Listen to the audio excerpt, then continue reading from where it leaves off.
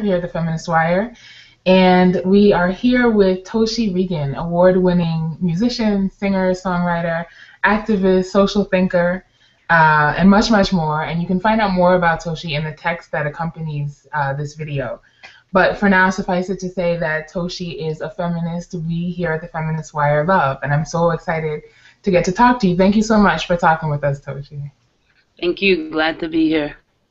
So, as I said, I'm really excited to talk with you as a feminist we love, not only because I really do love you and your music, but also because I was just excited about the chance to talk to you about your feminism. So I think we should just go ahead and start there. I'm curious, how do you define feminism? How do you define your feminism in particular? And, you know, if you could say something about the relationships between your feminism and your art, and maybe even between feminism and art more broadly. I think, you know, feminism, it shows up for me when I was really young. I was really, I've always been like kind of a revolutionary kid. I was brought up in the civil rights movement, parents, and, you know, lived in Atlanta, Georgia. And so the idea of movements and of collective work towards a greater good that is as focused in a particular way, it's like I was born with the concept. You know, that's just what all the, you know, my parents were young, like 19, 20, or 20 and 21 years old. And so all of the people that I was hanging out with were very young, very aggressive, and very focused. And I was just telling this story. So, but what I'll say is, as I got to be like a teenager, I started meeting all of these women, like lesbian separatists, all of these, you know, there was just a really strong group again of like young women, and they're between 20 and 30, that were being like really organized. There was all of these all women's record labels, women's music festivals. There was women's artists, and coming out of a group of very strong women civil rights activists. Those two worlds kind of came together. So I didn't know what I was calling it when I was a kid. Like, we weren't like, oh, we're feminists now. Like, we weren't saying any of that. Like, it was almost a little bit too limiting for the dynamic that I was feeling. But I just knew that those women that came out of the civil rights movement, which was not always a very balanced place for women, where came out so strong and so progressive and so fierce, and if there was any little girls around, they were teaching us like everything, and teaching us to stand up for ourselves, and teaching us. So within the kind of like you know, Black Power movement, in that was this women's movement coming from those particular women. And then as I got older, you meet all of these white women, really mostly white women, lesbian separatist movement that was like, hi, we're women and we're gay and we want our own space, right, and we want some jobs and we want to play at the club, you know. So for me, that is just kind of the beginning origins of like where I started to understand the term feminism. And when people ask me about it today, and I look back on that just wide range, I almost am like, wow, is that saying enough? Like, I think it's one of those words that, you know, those terms that there's a great big fat general place we can all hang out, and then there's like all this other stuff on the side. So when people say, are you a feminist? I'm like, yeah, you know, because I need to be a part of a group of women that really understand our position in the world and where we should be, to me, inside of the culture of humans on the planet. You know, so I need to be with those people. But do we all have the same exact idea of what that is? No, we don't. and, and I'm not interested in policing anybody else about it, and I'm not interested in being policed. But I need to be on that team, big time, and I think everybody should be on that team. Yeah. You know, I don't care how you identify. You know, to embrace feminism or to be a womanist, as Alice Walker says. You know, whichever you need to say. That's a good thing. Yeah. You know, it's interesting. I mean, I'm glad you brought up Walker and womanism. I mean, in many ways, you know, this is sort of one of the major struggles that feminist organizing and anti-imperialist organizing in general has had, you know, over decades, in fact, centuries, is coming up with the language that, you know, sort of articulates common struggles or shared struggles, but also acknowledges, right, those points where, as you said, we might not always have the same experience, but yet all need to be on the same team, right? The team of sort of anti-oppression. And I love the way you framed it in terms of language, right? Like, you know, this language might seem limiting, but if it's the language that we have, you know, we got to use it and kind of push on it. Yeah. For me, it makes me think of, again, connections to storytelling and to art. You know, I mean, in some ways, as writers, that's our job, is to kind of push on language, you know? And I'm curious to know, for you, as a writer in particular, how do you use language to kind of make new spaces for the kind of organizing and sort of collaboration that you're talking about? You know, I try to be like really organic about everything that comes out of my mouth, right? So I try not to think about it too much. So when a song comes out, I write it down. It doesn't matter what it's about. I mean, it could be the silliest little thing, or it could be the deepest thing. And it's so funny. I mean, you maybe have had this experience yourself, how you create something, and as soon as you release it into the air, like, it gets a life of its own, and you're like, oh wow, is that what that's doing? Like, it gets to have this it's almost like you release something and then you get to watch it bloom in all of these ways, and then you see people cut off different leaves and make something else out of them, and that's really exciting. But so one of the things I always tell artists, and I tell myself, is you actually have to create to push.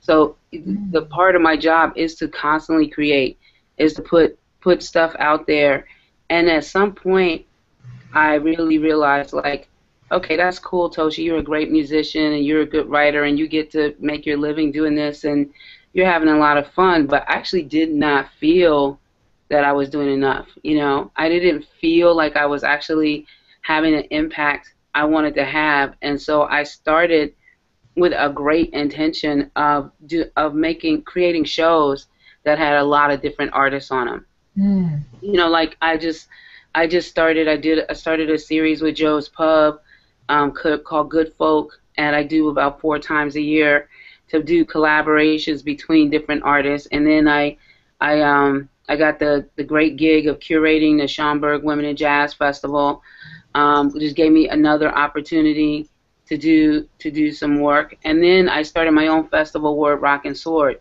which was it's an 8-day festival. And the whole thing was, I just kept telling people, like, we need to make huge wings, huge wings that shift the community and that put the language of kindness, generosity, consideration, nonviolence, all of these great, tools and instruments that, and my focus is towards women. Because I was feeling at a time that I created a festival that we were being so attacked, and we were being viciously attacked on a public format by people running for office. I mean, like, I was like, and there's this way that you can tolerate extreme violence on yourself and not do anything about it. And if somebody comes up to you on the street and hits you in the head, and you're like, ah, but if some old white fuck running for office Mm. Says we need to change the language of rape because does it really exist? You know, you sit on your computer and it's the thing that you saw today, and then you go on to the next thing. But that man is running for office, and Right. he has just put into the language of the community that he is in, plus mine because I saw it, Mm. plus everybody else's, that this is an idea that should be considered as a law of the land, and that is just like going on. It was going on everywhere, Right. and the taking of federal funds, they're fighting over birth control. That like women, we are getting a beat down. We're getting as a whole a massive. There is a gigantic male fist on our face punching us every day, and I just was like, there is a way that it is being accepted and tolerated, the same way we accept and tolerate horrible abuses everywhere, and we have got to figure out a way to push up against that. And, you know, we could all assign each of us like a city and a room in a government of the United States, go sit in a municipal space and argue and fight for women, you know, and we would be exhausted. You know, we'd be like, okay, Mega, you got this one, Toshi, you got this one, you know, these are the, we would lose our minds. And so to me, like, that's not going to work for me. I know some people do that, but I actually see the benefits, and I've done this festival for 4 years, and in 4 years, all of these different artists have come together. Then they've all expanded and created work in different ways together. And there's like, it's a tangible community that you can feel. I was just saying to one of my friends this morning, like, we actually taking care of each other. Right. Like, I can't tell you how many people have had a problem, and boom, boom, boom, we solve it. You know, and that's what I'm talking about. Like, just some old-fashioned medicine women, like, walk down the street, help your sister up off the floor, solve a problem, and let's keep moving stuff. And we need to do that everywhere. And that kind of, making that kind of community of women, then it can be inclusive of anybody, because my festival is inclusive of all people. The focus is on women. It's inclusive to all people. You know, but that can infiltrate the culture. And the culture desperately needs, you know, us to take our righteous place in the world as humans. We're supposed to be teaching everybody these things. You know, you got to stop killing each other. You got to take care of the planet. You got to help each other out. You got to be good artists, you know, good community, good citizens. I mean, that, you know, that's why sometimes I'm like, oh, is feminism enough? Because that's really what I think is the female energy of the world. And not to say no male energy can cover those bounds, because of course they can. But I just take that as my personal job as a woman on the planet. I really like the way you framed what you do with Word Rock Sword as a kind of almost like a radical collaboration, because I definitely see it that way. I mean, you know, not only that you bring together so many different artists, but even different kinds of artists, and everyone there is it seems to be, you know, that everyone there is very much aware of a common goal of, you know, putting stories out there that need to be out there, and as you said, also sort of taking care of one another, creating a community, or rather, sort of, you've opened up a space for a community that actually already exists, right? To kind of get together, be visible in certain ways. And what I really appreciate is that, you know, it's an ongoing festival that's a music festival, but you bring other genres in, other sort of, you know, creative genres in, you know, and it seems that, you know, it's an occasion for teaching in a way. And so I really appreciate that you frame this in terms of we should be teaching one another to hold true to those principles that we often do pay lip service to, right? Principles of, you know, again, anti-racism, you know, anti-sexism, anti-homophobic action, Right. and then beyond, right? That kind of expansive list that, as you said, is all obviously, you know, as you know, our feminist parents have taught us, you know, they're all closely interconnected, right? And yet language makes it hard sometimes to articulate those intersections, you know. Yeah. But maybe art, maybe art is a solution, right? Maybe art, can create its own languages, and maybe it does create its own languages that do things that English and other colonial languages can't always do. Mhm. You know. Yeah. So, in that same vein, in terms of this question of teaching, I asked you a little while ago what you thought about the kind of intergenerational possibilities of a feminist movement, right, or feminist work. Um, Especially for you, as you said, as the child of an incredible feminist thinker and an incredible activist, and then also as a parent yourself.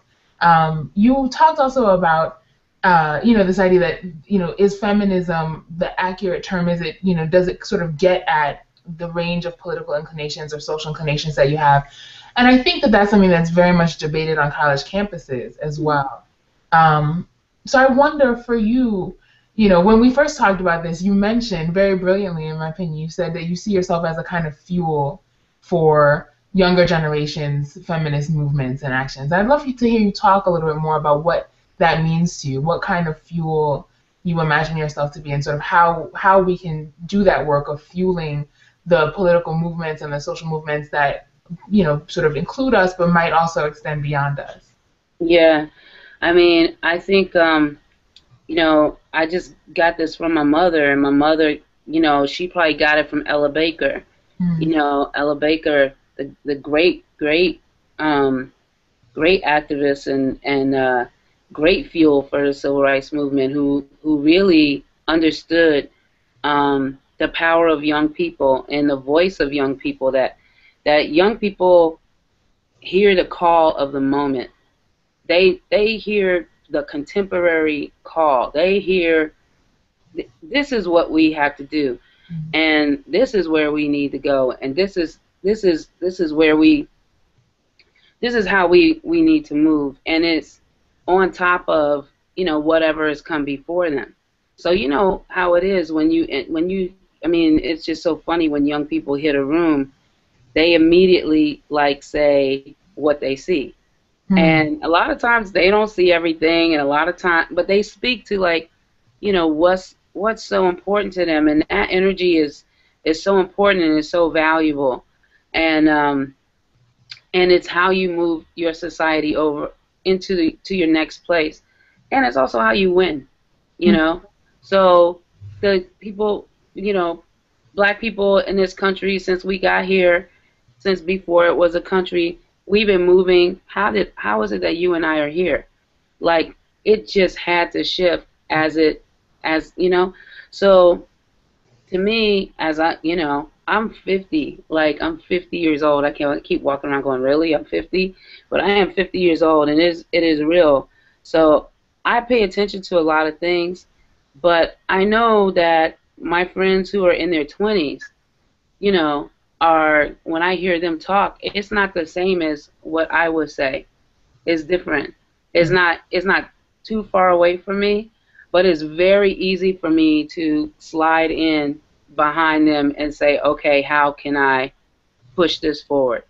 And I also believe, like everybody who's a genius, which is most people, you should have somebody 10 years and 20 years as you get older, younger than you, annoying you. Like, they should annoy you. They should bother you. Like, they should change what you do. When I do Word, Rock, and Sword, everybody who is younger than me has changed something that I thought was a great idea.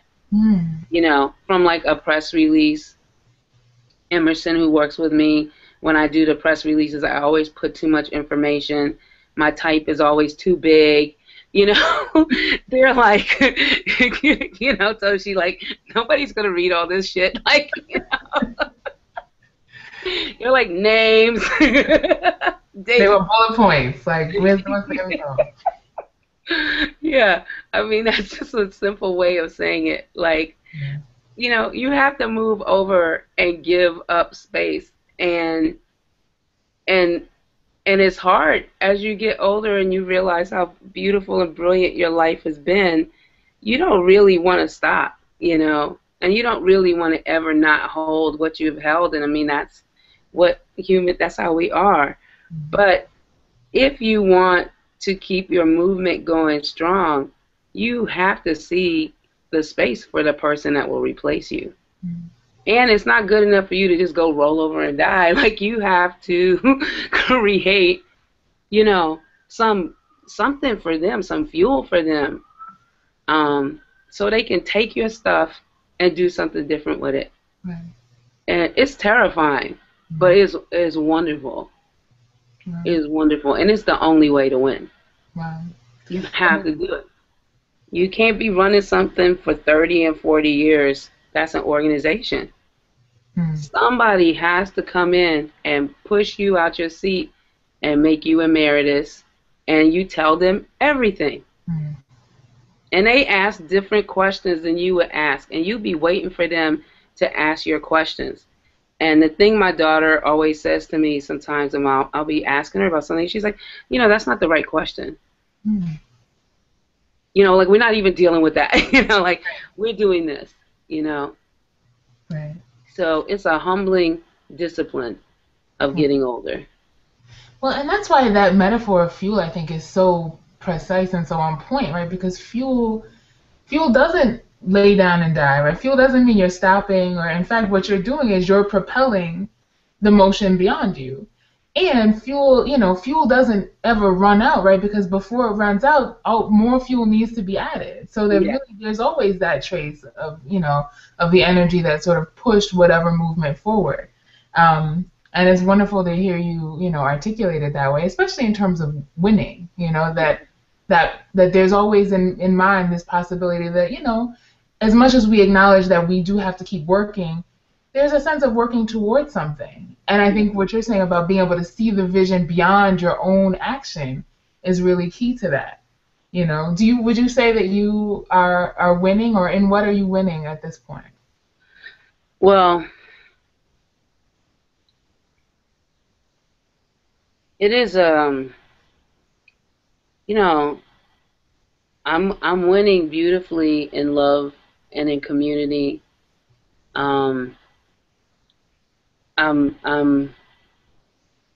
You know, I'm in an awesome place creatively in my life. I'm winning. But it's a horrific time. It's really scary, horrific time, and we are in that place where you read about disasters, where cultures have like fallen apart and gone to war, and have had devastating violence and destruction. And whenever you hear about like a functioning a culture where this has happened, you know, you go back and you read, and we should all just try to like put our hands on some place and examine, especially us in the U.S. You know, there'll be different religious groups that live side by side, different religious groups that worked in the same factories, different, you know, people getting along and living in the same apartment buildings that have, you know, different philosophies of living. And then from the politics, from the governing body, you get this crazy, really reactionary, ultra conservative, bigoted, destructive group who actually gets into power positions and starts to shift conversations away from anything that makes like common sense, you know, into these like just, you know, ridiculous things. And you see a buildup of military. You see more and more people start to have their hands on guns, and you start to see an increase in segregation. And that's happening in the United States right now, you know. And then the next thing that happens is a war, you know. And so you can be in a really beautiful community and, you know, have a whole lot of things and like a million coffee shops and, you know, our artisanal cheese and fresh direct delivering your groceries and, you know, living your hippie artist upper middle class lifestyle. Right. And it's not going to mean anything, because this is going on. This is going on. It's going on all over the planet. And the simultaneous thing that's happening is the serious issues with the environment and the serious issues around food and all these serious issues, um, and the takeover of this particular country by corporations is really, really, it's devastating. Mm. It's devastating, and all these corporations have access to weapons. So it's or they have access to automatic access to your money, and automatic access to your mode of communication.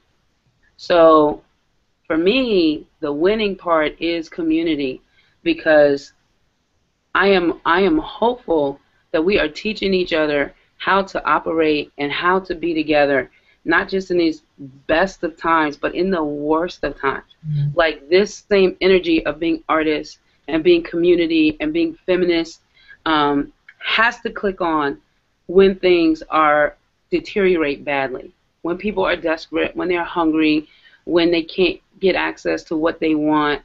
It has to click on and be even fiercer. And so that's the winning for me. That is my job. That is what I'm teaching. That is what I'm trying to increase.